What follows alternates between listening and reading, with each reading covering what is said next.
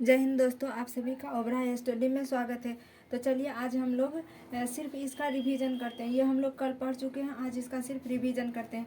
भाग 3 में है मूल अधिकार। मूल अधिकार भाग अनुच्छेद 12 से लेकर 35 तक है। स्वतंत्रता का अधिकार अनुच्छेद 12 से 19 से लेकर 22 तक होता है। यह स्वतंत्रता को अधिकार जो है सह संबंधित होता है, मतलब एक दूसरे से संबंधित होता है। इस सभी को हम समझ चुके हैं, सिर्फ इसका रिवीजन करते हैं।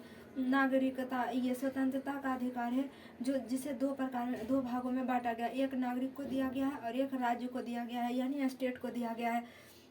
ये आर्टिकल 19 के 1 के ए में क्या है? अभिव्यक्ति की स्वतंत्रता। अभिव्यक्ति की स्वतंत्रता है, जैसे अभिव्यक्ति मतलब होता है व्यक्त करने वाला।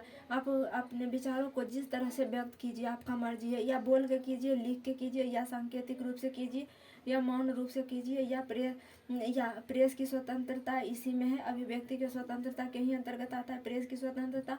आपके पास पुतला जलाने की स्वतंत्रता, किसी का पुतला जलाते हैं, झंडा लहराते हैं। आरटीआई की स्वतंत्रता है, मतलब राइट टू इंफॉर्मेशन, सूचना का अधिकार। सूचना के अधिकार भी आपको दिया गया है। सूचना का अधिकार भी आपको दिया गया है। और आर्टिकल 19 के 1 के बी में क्या है? सभा लगाने की स्वतंत्रता है। और सी में है संगठन बनाने की स्वतंत्रता। और सी में है आप भारत के किसी भी क्षेत्र में घूम सकते हैं या किसी भी क्षेत्र में बस सकते हैं। और चौथा में अगला संपत्ति के अधिकार है, जिसे 44वां संविधान संशोधन के द्वारा 1978 में मोरारजी देसाई के समय हटाया गया है। इसे मूल अधिकार से हटाकर कानूनी अधिकार बना दिया गया है। आर्टिकल 29 के 1 में भेज दिया गया है। पहले यह आर्टिकल 31 में था। और 19 के 1 जी में क्या है? व्यवसाय करने की स्वतंत्रता। तो पहले बोलिए, पहला में अभिव्यक्ति की स्वतंत्रता, दूसरा में सभा लगाइए, सभा से आप संगठन बना लीजिए और संगठन लेकर के घूमने चल जाइए। घूमते घूमते आपको जो जगह पसंद आया उसको लेकर बस जाइए।